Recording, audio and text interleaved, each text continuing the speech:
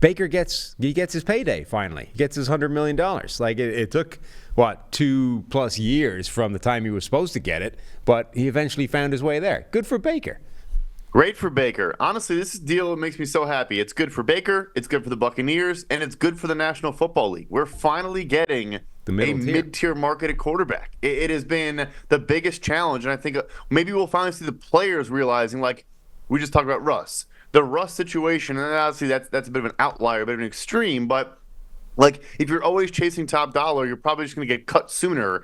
What if Baker's like average the first 2 years and Tampa says, okay, we owe him $40 million in cash in 2026 when guys will probably be making $75 million a year at that point. Like I think it behooves everyone. But yeah, good to see Baker get his deal, at least $50 million, probably 2 years, 60, and then either it's an extension or maybe they move on. But yeah, I'm happy for all parties here. Tampa also did well to, not get afraid, not jump the gun. Baker didn't even go to free agency, so obviously, the market wasn't expected to be super, super strong. But yeah, Baker also deserves this. The guy has a new offensive coordinator every 6 weeks. Now Liam Cohen, he reunites with, who he worked with the LA Rams last year. I like this for everybody. And that, I think, is an important point. We got another one of these middle class quarterback contracts, and this one with free agency looming, like the frenzy of the marketplace, the inflationary factor of free agency and the bidding process that everybody goes through was potentially there for Baker Mayfield, and yet the Bucs were still able to get it over the line at this middle class deal that at the end of the season, this was what everybody was calling for, right? Baker goes back to Tampa. He gets a payday. It's not going to break the bank. We find some sensible price tag that everybody's happy with. And ultimately, that's where we ended up. It just took like almost all the way till free agency to happen. But I think, that's an important milestone for everybody that we got this middle-class deal without the free agent marketplace inflating it all to hell and making it ridiculous. Yeah. No doubt about it. So it's Tampa's, the way they've navigated the post-Brady era too. Like, good for them. They just, was it 1 year, $4 million, and now you can maybe squabble with doing this deal, but it's totally safe. It's fine. It's Geno Smith's deal plus a little bit of inflation. It's like the Derek Carr is a good example where he's similar. It's 4 years, 150, I want to say, with 3 years, $100 million, but they can't get out of his deal after the first year. It's why he's still on the roster.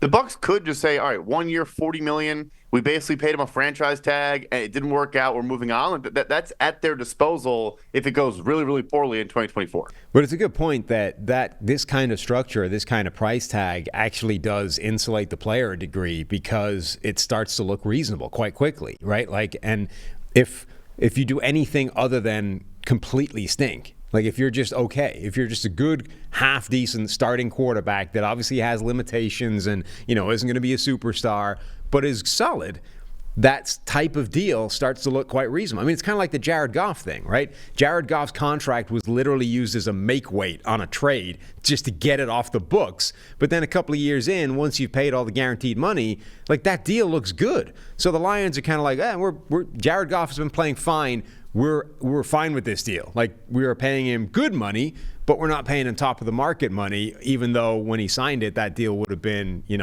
much higher because of the guarantees and all that kind of stuff. If you can actually convince a solid starting quarterback, but not a star, to take a middle-class contract, there's actually a much better chance that he lives out the duration of it, or at least a bigger part of it, and actually earns more money long-term because of it.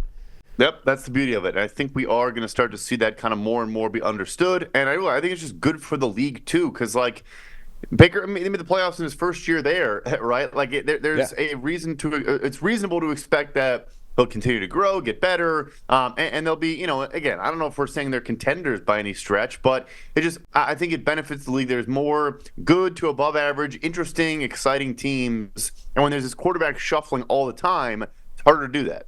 And that Baker, I think everyone kind of looks at Baker Mayfield last season and go, okay, he was pretty good, but you're probably buying somewhere near the high end of Baker Mayfield versus the low end. I mean, we saw, the previous season with Carolina and the Rams, like that was much more of the low end of Baker Mayfield. But even last season, like if you look at PFF grades and a few other stats, that was not Baker Mayfield's best season. It wasn't even, I think, his second best season in the NFL. Like it was solid. It was a good version of Baker Mayfield, certainly relative to the year before. But I think you could also talk yourself into the idea that there is a better version of Baker to come, if we pair him with Liam and he's comfortable in the environment and we bring people back, and like, we're not necessarily buying at the apex, at the peak of what Baker is capable of doing. There is a better version of this guy in there. Yep. No doubt about it. And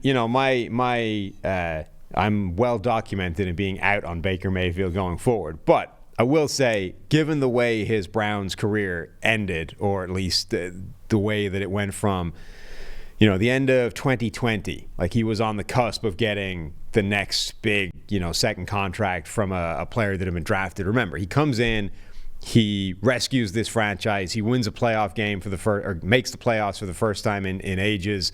Baker Mayfield was like the guy that had saved the Browns franchise.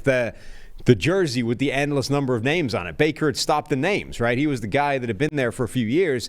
And then, what was it, week 2 of that 2021 game, he injures his shoulder. And rather than shutting him down, they played him throughout the entirety of that season, injuring it worse as the year went on. And then essentially held that over him. Instead of giving him the big extension, they went, actually, you know what? We're going to go in a different direction. We're going to move heaven and earth, bring in Deshaun Watson. We're going to kick you to the curb. And for actually gritting it out, for trying to, do what was best for the team rather than himself, Baker Mayfield cost himself a $100 million deal with the Cleveland Browns. Almost his entire career goes up in smoke given what happened in Carolina and the Rams. It's just great from him on a personal level that he finally gets the payday that he was right on the cusp of getting before he got hosed, frankly.